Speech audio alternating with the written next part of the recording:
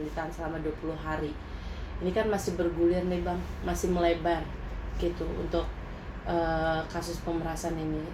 Mungkin pandangan Abang seperti apa sih? Kan banyak juga yang bilang DRG juga bersalah melakukan penyuapan lah, bisa dibilang seperti itu gitu, tapi tidak ditahan. Netizen mengatakan gitu, pro-nya ke Nikita. Seperti apa nih Bang, Abang memandangnya?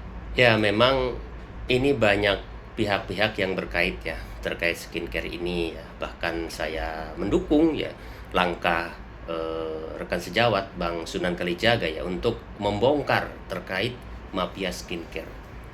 Karena saya menduga bahwa dalam problematika terkait skincare ini banyak pihak yang harusnya ditelisik ya, diperiksa. Bukan hanya Nikita Mirzani, ya nggak? Nah, kenapa saya sempat katakan bahwa eh, apa namanya, bahwa yang dilakukan terhadap Nikita itu adalah sebuah bentuk penyuapan. Jadi tidak secara implisit bahwa penyuapan itu dikategorikan harus pada pejabat negara. Ya, perlu kita jelaskan bahwa penyuapan itu ada sebuah istilah.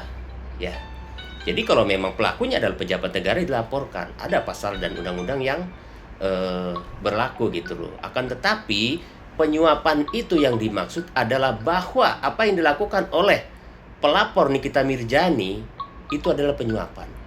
Ya, istilah kata Mail itu tutup mulut, sama. Ya enggak? Mungkin konsekuensi hukum tidak ada, tapi pesan yang saya masukkan bahwa di balik pemberian sebesar 4 miliar itu ada sesuatu yang perlu ditutupi dan harusnya dibongkar. Ya enggak? Karena kenapa? Karena bagaimanapun produk skincare itu menyangkut hajat hidup orang banyak. Bahkan dimungkinkan ada kerugian negara. Ini juga terkait dengan izin BP POM seperti itu, dan itu harus digali, diperiksa sejauh mana tingkat pelanggarannya, termasuk isi skincare itu sendiri apakah membahayakan atau tidak. Nggak mungkin dong orang bayar sampai 40 miliar buat tutup mulut, ya nggak? Kalau istilah suap nggak masuk, ya kan? Artinya ada sesuatu yang ditakuti, makanya dia memberikan uang seperti itu. Berarti dari statement Abang tadi, kemungkinan pihak DRG juga bersalah ya Bang, atau menutupi kesalahan ini, maka sehingga melakukan uh, penyuapan lah terhadap Nikita Mirzani. Patut diduga demikian dong. Nggak mungkin dong serta-merta, ya nggak? Orang memberikan sebesar 4 miliar kalau tidak ada sesuatu yang ditutupi atau yang ditakuti. Ya nggak? Masa tiba-tiba memberikan seperti itu kan? Jadi tidak masuk akal. Intinya kita berharap pihak kepolisian mendalami lagi ya terkait skincare ini. Karena bagaimanapun ini tidak main-main, sekarang sudah viral dan masyarakat menunggu akan seperti apa ya. Kita percaya, sampai saat ini pun saya percaya bahwa polisi sudah melakukan tindakan yang profesional ya. Cuma saya sebagai praktisi hukum dan masyarakat biasa meminta agar ini ditindaklanjuti. Ya enggak, terkait skincare ini. Ada apa yang sebenarnya? Oke, Seperti Bang, ini kan menjadi atensi publik banget nih ya, belakangan ini sudah hampir berapa bulan lah gitu. Dan sekarang banyak akun-akun juga yang muncul membuka fakta-fakta, ya kan, seperti fakta doktif, fakta-fakta rekaman suara yang menjadi mungkin barang bukti. Ini Abang melihatnya gimana? Apa ada titik terang untuk menguak kasus ini, menguak mafia-mafia skincare dan pelaku-pelaku pemerasan atau penyuapan, seperti apa nih Bang? ya, terkait akun, terkait beredarnya ya voice note atau chat yang beredar itu merupakan bukti petunjuk ya. Dan itu patut didalami oleh pihak kepolisian. Jadi siapa saja yang terlibat di dalamnya itu bisa diproses dan meminta diproses secara hukum ya. Bagi pihak-pihak yang merasa dirugikan atas beredar chat atau WA yang tersebar itu bisa saja melaporkan, karena bagaimanapun terkait percakapan pribadi atau voice note yang disadap, yang direkam itu jelas pelanggaran dan bisa dipidana. Oke, Bang, juga yang baru-baru ini juga Dr. Oki sebagai perantara, antara perantara lah untuk Nikita dan beberapa dokter-dokter skincare gitu. Ini dan juga ada rekamannya. Ini gimana nih Bang? Abang menanggapi apakah bisa kemungkinan juga menjadi tersangka atau seperti apa nih untuk perantara ini? Ya, jelas perantara dan lainnya itu memang perlu diperiksa, dan sepertinya saat ini kan proses sedang berjalan ya. Kita percaya bahwa kepolisian tidak diam dan akan menyeret orang-orang yang memang ternyata terlibat ya.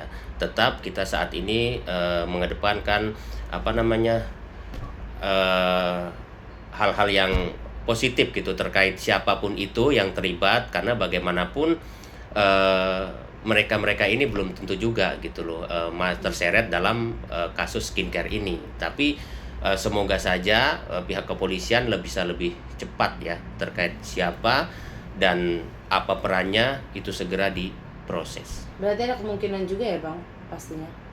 Kalau memang ternyata terbukti dia turut serta membantu, memberikan arahan, memfasilitasi segala macam, itu jelas pasti akan turut serta menjadi tersangka. Oh, oke. Bang, ini kan kita sudah ditahan 20 hari ke depan, ya kan? Terus apakah bisa dia untuk mengajukan penangguhan penahanan? Kan katanya anaknya sudah mengajukan penangguhan penahanan, tapi banyak yang bilang kemungkinan kecil untuk kasus pemerasan seperti ini. Ini gimana nih Abang menanggapi selaku praktisi hukum? Ya, sebenarnya terkait penangguhan penahanan itu hak daripada tersangka ya.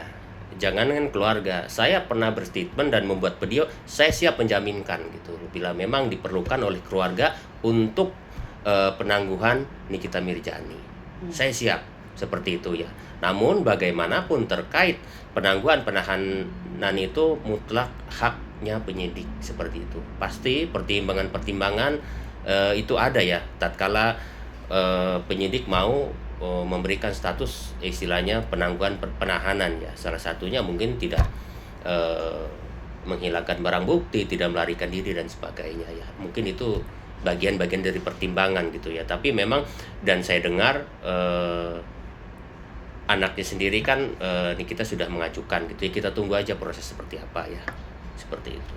Bang, ini kan juga yang menarik, banyak banget selama dia di dalam, di luar ini juga banyak banget yang diproses ya kan Bang, terkait mafia skincare ini gitu.